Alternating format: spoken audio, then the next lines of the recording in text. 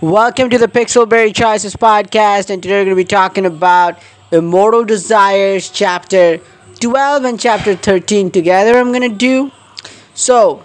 We are trying to follow our enemy, we're on our enemy's trail, and in the last chapter 11, we saw that we have finally figured their trail out, and in this chapter, we will actually go to them. So remember last chapter how it was mainly who is gonna drink who's no, we didn't get up to that, but who is gonna share how much space with who, and basically who is gonna drink our blood, how much. Now this chapter at first it's still kind of the same. So at first we are going to go against the enemy who so far haven't sensed us, but we have sensed them. Rather, Gabe and Cass, they have sensed them. So what happens in this chapter is that you will get to choose some things. So first of all, they will tell you that if you smear vampire blood on your pulse points, like a neck and on your wrist, the vampires won't be able to sense human blood. So our main character can be more efficient, and we can that can be a good camouflage, and we can basically hide from the vampires' strong senses. And I think there's a diamond scene where we can choose whose blood we want, Gabe or Cass. So I chose to have Gabe's blood, and then they will fight a little over it also. You can, I don't know if the option was to get blood from both of them or something, but then also we will be able to do something more, and that is drink blood of either of them to get heightened senses and to basically level the ground, because if we have heightened senses, then we'll be able to run super fast, see, hear, and we won't be a burden on both the vampires, but we will increase their stealth. So that's what we do. We also drink blood. Again, they will fight whose blood we're going to drink, and we will do all the things, and then we will go after the enemy. So from the top of a cliff, we'll finally be able to see downtown, and we will see the Supreme One finally. The first chapter, we finally saw him turning someone, and the same thing we'll see in this chapter. The main character and both of them, Cass and Gabe, they will see this scene also. So you'll see one of them, the loyal servant, saying he managed to wreak havoc in Creemson Beach, and so he would be ascended to the next level. So, and we see basically what the Supreme is doing, biting, and at first we know Gabe and Cass, they don't understand anything, because biting vampires could be really poisonous. So they don't know how it could make sense, because they will die. But then in front of their eyes, they see something that they can't believe. That vampire turns into something feral, something really, really ferocious creature that they don't have any idea about. And the beast accepts its master's blessings on it for turning him into this form and giving him the power. And all the others also go crazy to say that they're on the line to get transformed too. And we also learn that they have heightened power than vampires, of heightened senses, abilities. So we are a little down on this one. And also Cass realizes that this is the creature that attacked them, and so we have no idea that this was going down. Also, we will learn in that process that there is a snitch. There is a traitor in our Creemson Beach vampire coven who provided all the information to them. And also we'll learn that, remember the Flagstone coven, the one we were fighting with, they were completely taken out when these vampires attacked them. And also we saw some signs with them that were same like the coven signs we saw at the place of ritualistic murder.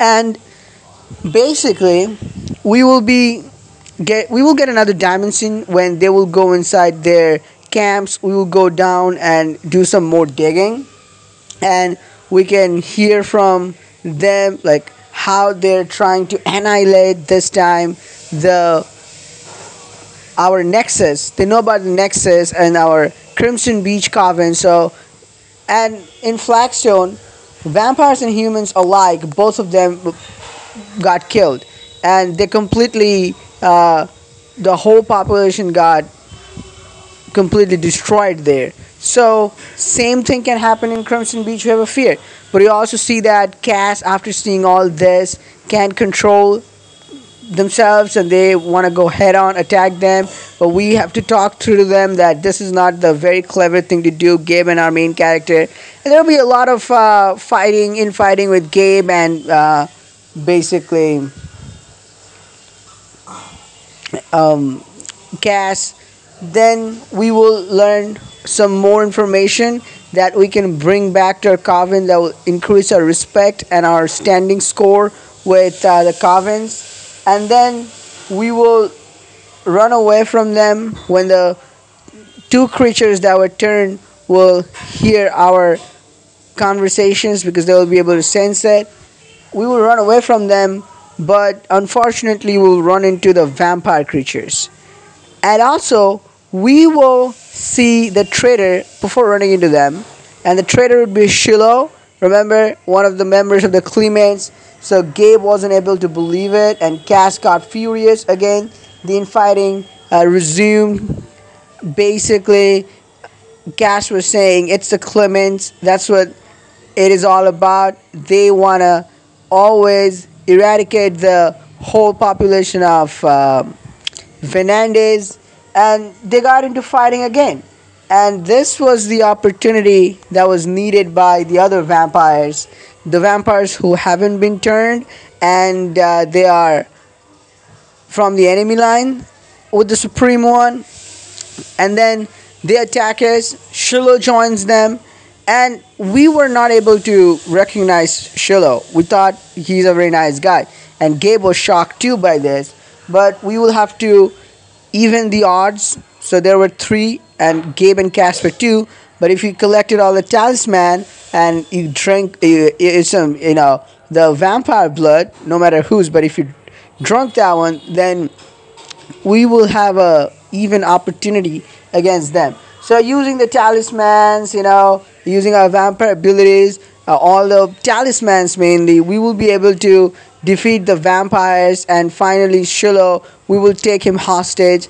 And then the Needle one, that talisman will use to paralyze him with silver from the whole bottom part of his body, from his feet to his waist. He will be completely paralyzed. And then we will ask him why he did that. So Gabe at first thought he would have some remorse, but he was too far gone. He just kept saying that it is what the future holds for us. The covens, this concept of covens and everything, it's not gonna help us anymore. And he went after the power that was out there, and he basically thought that he could get more power, and he didn't care that he would have to kill some of his coven mates. He would have to betray them, and this is just a collateral damage. Happens before every big change. All these propaganda things he kept uttering. And we also saw a good moment here that Cass knocks Shiloh out, and we will take Shiloh back to the coven as a proof, so we can prove our loyalty to them, and also basically rally them up together against the bigger enemy and the real threat. But also we see Gabe breaking down, saying it's all her fault, she could have done something. But then Cass comes up saying she couldn't have done anything more. So it's an understanding passes between them. Finally we see some camaraderie between these two vampires who have otherwise been fighting and trying to basically displace each other next. and then we go back on their back. So alternatively, Gabe and Cass were carrying our main character and Shiloh on their back. But when we reach our ley line, our Creemson Beach, we see some Clement vampires waiting there, distrust in their eyes, and they want to kill us, saying that we have betrayed them. So, next chapter, chapter 13, Homecoming, we see that we have to convince these vampires that Shiloh is the traitor. At first, they don't want to believe it, and we also see Seth bruised badly. So they have been captured by the vampire hunting party. So they think that Seth has helped our mom, who knows a lot about the vampires, keeping her at a different place, and Gabe has helped us escape. Also, Cash, who is supposed to be dead, is alive. So a lot of things are happening, but then we also tell them that Shiloh is the main betrayer, and there's a big real threat. And if you collected all the information, I think it will help you. And then at first you'll demand to see your mom, and the vampire alongside it, Seth, will carry your main character and both of the love interests to your mom. And then there we will have a moment. We'll be worried for our mom, but we will tell her everything. And then our mom, we will see, is just brave like us. So we say that we have to go to this. So there's a really funny scene. Let me tell you about it. So we tell our mom that she will have to stay here, but we'll have to go because we have to save the population in Creemson Beach from this bigger threat. And our mom says that if that is a good enough reason for you to go, then you are in danger and I'll have to come with you. So that's a pretty interesting thing. So we both come back, and in the coven at first, no one wants to believe us, but then we will show all the proofs, and we will say all the things we know, the coven signs, and all the things we have collected so far in the past couple of chapters, or past 3 or 4 chapters. You will tell them, and we will see that for the first time in this whole book, Astoria and Lewin's faces showing fear, rather I should say, because they have showed no fear. And then finally they tell us, when we tell them everything, and do let me know if you didn't collect all the diamond seeds, if you didn't get all the information, then I'm sure that you don't get much respect. And then what happens then? Like, what does Astoria and Lewin do with you? Like, do they believe you straight up? Like, what happens? In my case, Lewin says that this is the work of the Supreme One, who have been alive for centuries, who are the creator of these vampires, and we are basically Lewin and Astra, they're like children to them, so their power won't match the Supreme Leader. And all we also say about the Flagstone Cove, and Lewin sends someone and they come back with some information that confirms that we were indeed saying the truth. And also Shiloh wakes up and he was brought in the room, and then Shiloh also basically admits to all the betrayal, all the part he has played in this betrayal, the traitor he is. And so basically we see that all the vampires are reuniting to punish Shiloh, because Shiloh is a Clement, but all the Clements even hated him, and all of them wanted his punishment. And I am still processing the scene. I don't know, like his head was just cut off from his body, and they were playing with his head, and that was like that was to be honest, that was barbaric, even from the standards of vampires. I know what he did wrong, but oh my god, that depiction is still haunting me till this day. So then we have to do some more digging of our own, because the covens won't have much information. We will go to the sort of a vampire library in the Nexus, and we will dig in there. Again, the blood thing, so we'll have to take one of the vampire love interest blood to open that, and choose whose blood do you want, Gabe or Cass. I mean, I don't know, I don't get it with this book. Like, what is it? Like, every time something comes up, they're like, choose whose blood you want, or choose who do you want to feed with your blood. Like, alright. So then you excuse me, then you Gabe basically will read some ancient scrolls, and we learn that in the ancient days, these were the originals. I don't know, so it sounds like the Vampire Diaries originals and stuff like that. So the original vampires were like called the creators. So they created vampires. Some of them created it, taking the consent of the other vampires, and most of them didn't. And then one day they thought that they were distributed all around the world, and they thought that it's time for them to rest for a while. So they gave responsibility of the world to some of their children they trusted the most, and they went sleeping. And the vampire, after getting the responsibility, thought that it's time to get rid of the creators, and so they woke him up and killed them everywhere. And something that some of these superior ones, supreme ones, creators, they were alive. I mean, survived somehow. And on this side of America, where we are, the story takes place. One of the, I think they said the West Coast, but I don't know. So one of the old vampires, one of the supreme ones, who managed to hide, who managed to escape, is now back and rallying of vampires, basically revitalizing some vampires, organizing a big group of vampires, and creating a new creature that is going to help take him down all the vampire coven. So the existence of coven came after the supreme ones got slayed by their children. So now he wants to take revenge.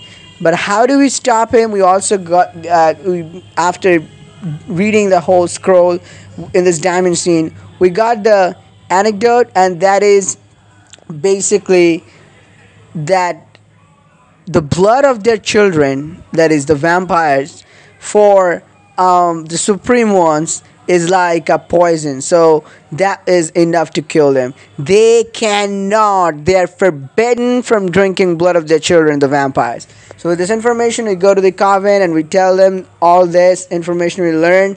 And they were also still fighting against each other, but then we will have an option. So I personally chose to come my hand, and with the blood we basically get their attention and we tell them everything. And also our mom tells them that we need to evacuate the population. At first Astoria was protesting, but then we bring the valid point that with human blood around, it's not going to help us in the fight. So it's settled. We will have to evacuate the city, and we'll have to prepare for the fight, because there was some infighting before. Some people are saying fight them, some people are saying let's just run away from this place, some people are saying attack them, while they don't know. But we need a plan, we need a strategy. So we go home first to collect some things, and when we go inside, it's a wreck.